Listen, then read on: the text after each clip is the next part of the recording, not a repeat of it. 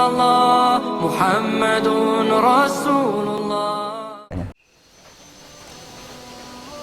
Dalam proses ta'aruf, apa yang perlu digali? Yang digali adalah semua informasi yang utamanya kaitannya dengan karakter dan keberagamaan. Selain tentu dari latar belakang keluarga, selain dari pekerjaan, dan apalah yang menjadi biodatanya. Apakah orang ta'aruf harus mengerti masa lalunya sepanjang yang pengen diketahui? Ya nggak apa-apa. Karena kalau memang dia punya cacat-cacat di bawaan dari lahir atau mungkin dari segi karakter. Dan yang paling penting, ta'aruf satu, pastikan yang kita cari itu betul-betul bukan dari muhrim kita. Jangan-jangan kita sudah senang mau dilamar, ternyata oh tantenya sendiri, oh ternyata simbahnya sendiri. Jangan. Makanya Quran surat An-Nisa ayat 23, An-Nisa ayat 23 tentang pastikan dia bukan muhrim, bukan mahram, muhrim yang berkaitan dengan persusuan, karena siapa tahu dia pernah saudara sepersusuan waktu kecil. Karena pernikahan ternyata dia pernah jadi bisannya atau pernah jadi itu semuanya. Atau karena mungkin juga karena pernikahan, persusuan atau nasab. Ya, nasab. Sebetulnya dia nasabnya enggak, tapi ternyata dia anaknya pernah nikah dengan bapak kita misalnya. Nah, itu jadi masalah. Nah, jadi artinya itu bukan masalah. Maksud saya itu tidak boleh kita lanjutkan karena muhrimnya. Kedua, di dalam ta'aruf bukan berarti karena ta'aruf yang model sekarang terus jadi pacaran.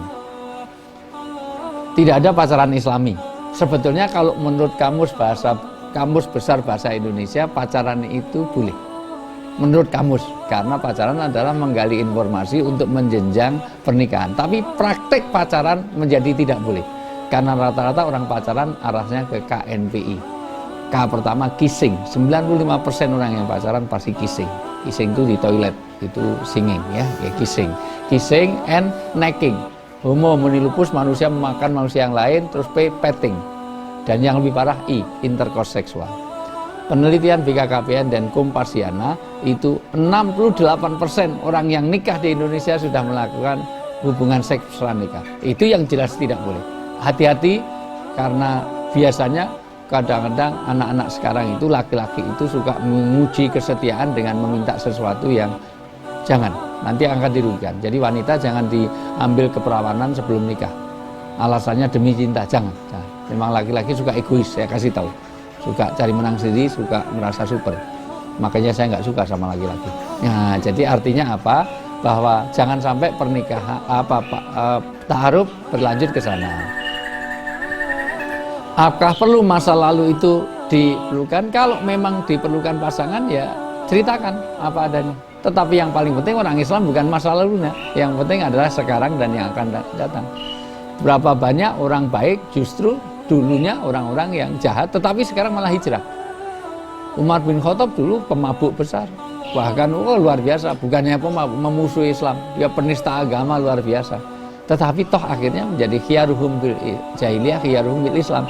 Orang itu kalau berbobot bagus di dalam jahiliyah, kadang-kadang setelah masuk Islam, dia malah jadi orang yang sangat baik di dalam beragama. Nah, jadi masa lalu kalau memang diperlukan, silahkan saja. Kalau kaitannya itu mengganggu tentang keberlangsungan pernikahan. Tetapi ingat, orang itu yang penting bukan masa lalu. Nah, masa lalu itu ya biarin, yang sekarang adalah sekarang dan yang akan datang. Dan hidup adalah sekarang dan yang akan datang. Artinya bisa saja orang baik itu dari mantan orang jelek. Lebih bagus mantan orang jelek daripada mantan orang baik.